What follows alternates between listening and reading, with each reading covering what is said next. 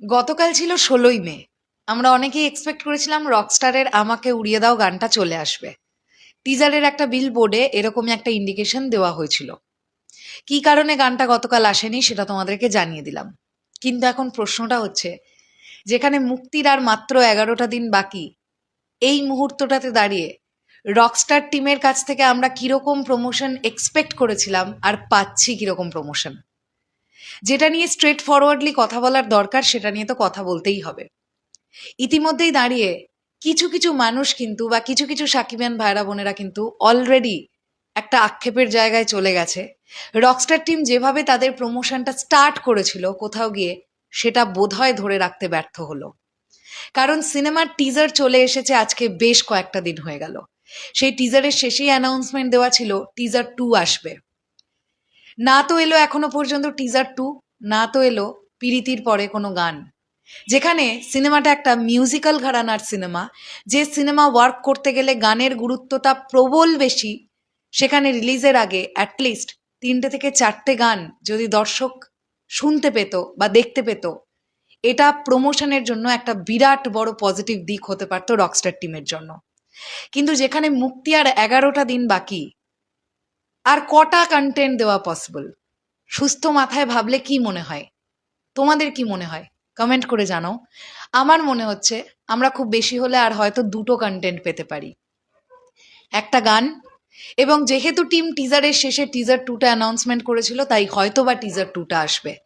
তো আর একটা গান আর একটা টিজার 2, বাস এই হয়তো বা আমরা রিলিজের আগে কন্টেন্ট পাবো। তার থেকে বেশি কিছু এক্সপেক্ট করার সময়টাও এখন নেই, কারণ মুক্তির বাকি আছে আর 11টা দিন। আমি একটা দিক বা একটা কথা বারবার করে বলতে চাই, সেটা হচ্ছে মেগাস্টার শাকিব খানকে নিয়ে যে সকল টিম, যে সকল প্রযোজনা সংস্থা কাজ করবেন বলে মনে করছেন, আপনাদেরকে প্রমোশন নিয়ে আরও বেশি করে ভাবতে হবে। হ্যাঁ, এটা আমি মানছি, বাদবাকি সিনেমাগুলোর থেকে রকস্টার টিম প্রমোশন ভালো করেছে, কিন্তু এটাও কি যথেষ্ট প্রমোশন? সিনেমা একটা আলোচনায় রাখবার জন্য যতটা প্রয়োজন ততটা কি দরকার? এই যে এখন মুক্তির 11টা দিন বাকি, আমরা তো আরো অনেক কিছু নিয়ে আলোচনা করতে পারি। হ্যাঁ, আমি জানি রকস্টার টিমের বিভিন্ন কলাকুশলীরা নানান মিডিয়া চ্যানেলে ইন্টারভিউ দিচ্ছেন, সেগুলো আমাদের কাছে আসছে, ওটা তো একটা আলাদা দিক। কিন্তু সিনেমার কন্টেন্ট প্রপার ওয়েতে ড্রপ করা, প্রপার টাইমে ড্রপ করা, এটাও তো একটা অত্যন্ত প্রফেশনালিজমের জায়গা, যেটা কিন্তু কোথাও গিয়ে আমার মনে হয় রকস্টার টিম ধীরে ধীরে ধীরে ধীরে আলগা করে ফেললো। তো এটা নিয়ে আমার কথা বলতে মন চাইলো বলেই আমি বললাম। আসলে এতগুলো কথা বলতাম না যদি প্রথম থেকেই রকস্টার টিম আমাদের মনে আশাটা না দিত। তারা কিন্তু আমাদের মনে আশাটা দিতে পেরেছিল এবং তারা সেই ধারাবাহিকতা মেনেই কাজটা করছিল। হঠাৎ করে আমরা দেখলাম কেমন যেন একটা নড়বড়ে নড়বড়ে আলগা আলগা ব্যাপার হয়ে গেল। রিলিজের আগে এখন কোথায় কন্টেন্টের ঝড় বইবে, কনস্ট্যান্ট আলোচনা হবে, লোকজন দেশের বাইরে থেকে, দেশ থেকে, বাংলাদেশ থেকে, ভারত থেকে, নানান দেশ থেকে রিয়াকশন করবে। সেই সময়টাতে দাঁড়িয়ে হাঁ করে বসে আছি, কবে আমাকে উড়িয়ে দাও গানটা আসবে। আমাকে উড়িয়ে দাও গান আদৌ আসবে নাকি এর পরের কন্টেন্ট তারা কি ড্রপ করবে, কোনো কিছু জাস্ট হেলদোলই পাচ্ছি না। টিমের তরফ থেকে কোনো ঘোষণা নেই, জাস্ট কোনো অফিসিয়াল ঘোষণা নেই। সিনেমা ভালো হলে বক্স অফিসে এমনি সিনেমা চলবে, এটা নিয়ে কোনো ডাউট নেই। তার সবচেয়ে বড় হাতিয়ার হচ্ছে মেগাস্টার শাকিব খান।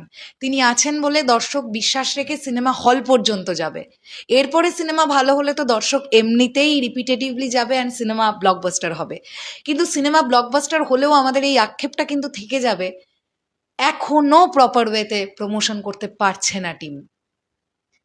খুব রেয়ার প্রোডাকশন হাউস দেখলাম যারা রিসেন্ট টাইমে মেগাস্টার শাকিব খানকে নিয়ে কাজ করে একটা প্রপারলি প্রমোশন করে সিনেমাটাকে রিলিজ দিতে পারলো।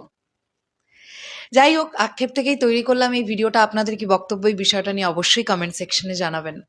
শেষ করলাম ভিডিওটা, আসছি আবার খুব শিগগিরই। তাহলে এখনের জন্যে টাটা।